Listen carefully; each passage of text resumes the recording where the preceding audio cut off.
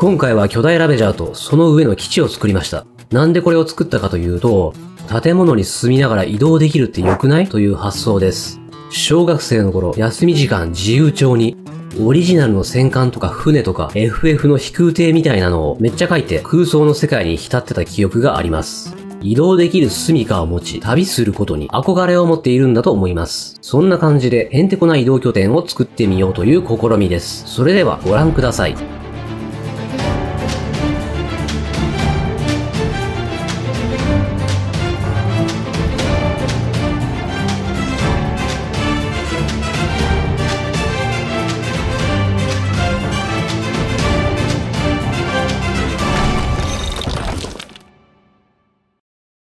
ラベジャーバージョン 1.14 から登場する敵モブです。盾がなければ怠慢はとてもきつい。凶暴で厄介なやつです。そんなこいつをブロックで再現します。モードはクリエイティブ。使用モッドはワールドエディットです。1ドットの大きさは 1.5 ブロックにします。使用ブロックはそれぞれの部位の色に応じたコンクリートとパウダーを使い、たまに羊毛が入るといった組み合わせになります。それでは制作映像をご覧ください。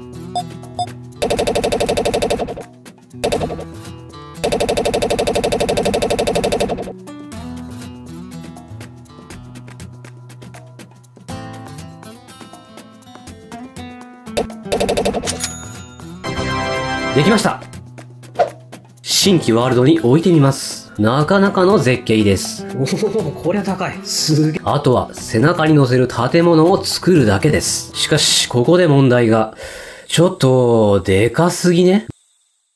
地面の上に立たせると、てっぺんの高度が250ぐらいになり、建物を乗せたくても高さ制限の天井にぶち当たってしまいます。よって、こいつを小さくします。1.5×5 を 4×4 にしました。これで50ブロックぐらい余裕ができました。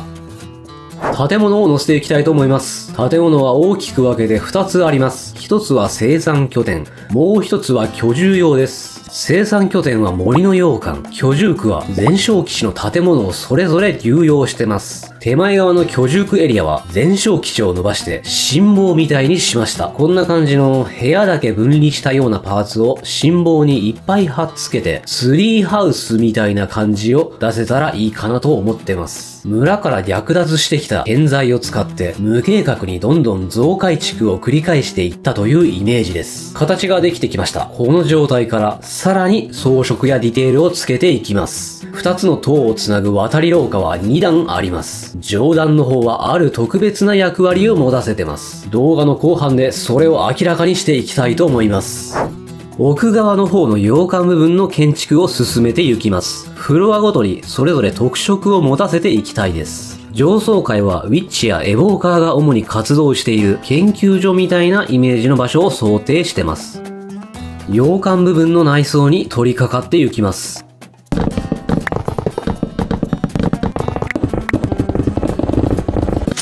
5F 資材置き場です。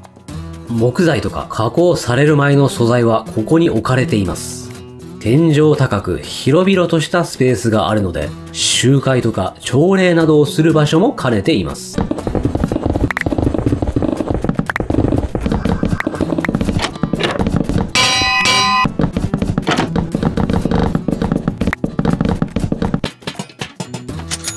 4F 家事したり武器を貯蔵している場所です。ピリジャーたちはここでクロスボウを支給されます。職人たちの作業音が飛び交うカウンターの向こうはまさに鉄火場。ピリジャーたちはここの射的コーナーでクロスボウの訓練をしたりしてます。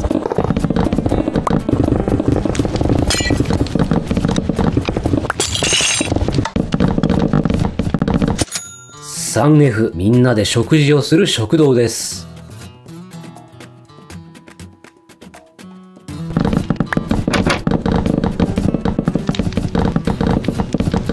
2F 階級が一番低いであろうビンディケーターたちの寝室です。略奪者たちの階級ピラミッドはこんな感じだと思います。ピリジャーになれば居住区に住めますが、夢のマイルームだぜ。いいなぁ。一番下っ端の彼らはここですし詰めになっておねんねしなさいよってことです。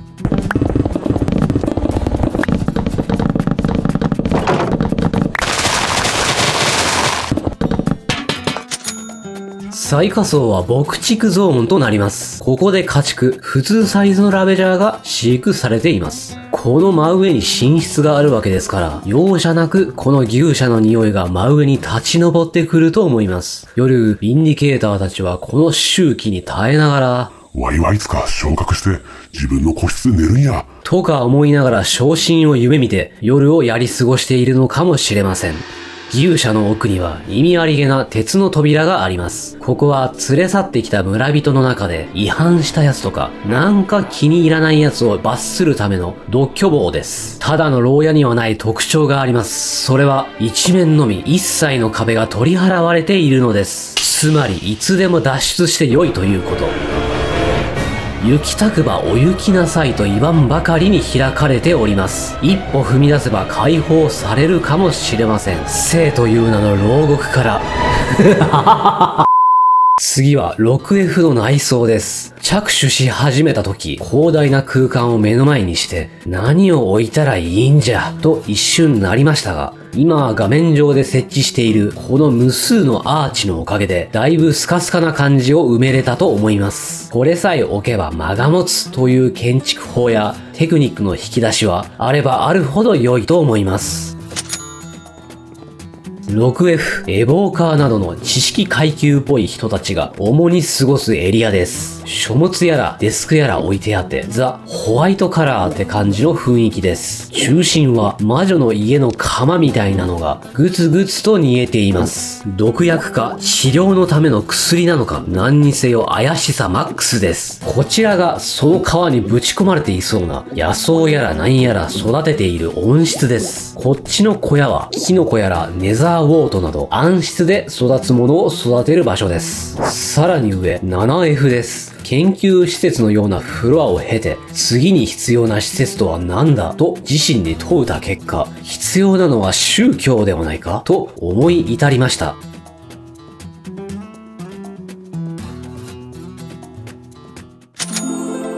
そこで礼拝堂的な場所を作りました。なんだかまがまがしい偶像があります。定期的に集まって一つの信仰のもとに結束力を高めている、そんな感じです。以上、主な洋館部分の内装でした。お次は居住区部分の内装に手をつけます。役立者たちが村々を襲って得た戦利品などを自由に取引している商店街、アーケード街のようなイメージで作りました。ピージャーたちのお店が立ち並んでいます。浮き屋さん、雑貨屋さん、お花屋さん、そして食べ物屋さん。こちらは教室みたいです。小さい子らが勉学に励んでおります。さて、ここまで生産施設、居住施設など紹介してきましたが、これから最も重要なものをお見せします。このラベジャーはいわば地形を選ばず走破する地上戦艦。戦艦に最も必要なものは何か？そう、武器です。その武器を披露したいと思います。超大型固定土砲 Dragon Rance です。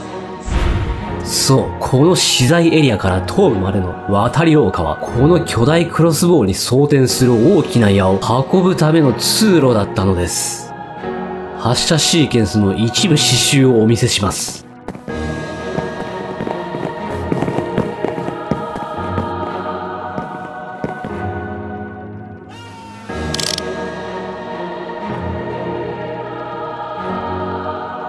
良さげな村に目をつけたら、有無を言わさず狙いを定め、無慈悲な先制攻撃を叩き込みます。包囲乱入よ。行革乱入よ。よし。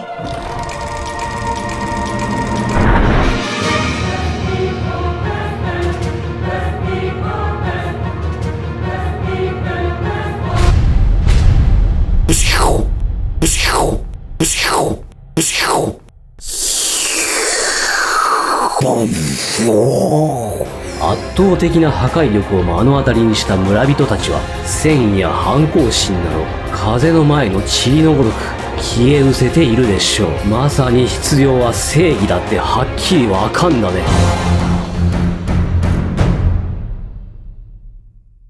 あとはウェザリング処理をして終わり。この後はナレーションで紹介しきれなかった細かいものを文字ベースで紹介するパートを流しながらこの動画を締めくくらせていただきたいと思います。動画をご視聴いただきありがとうございました。それではさようなら。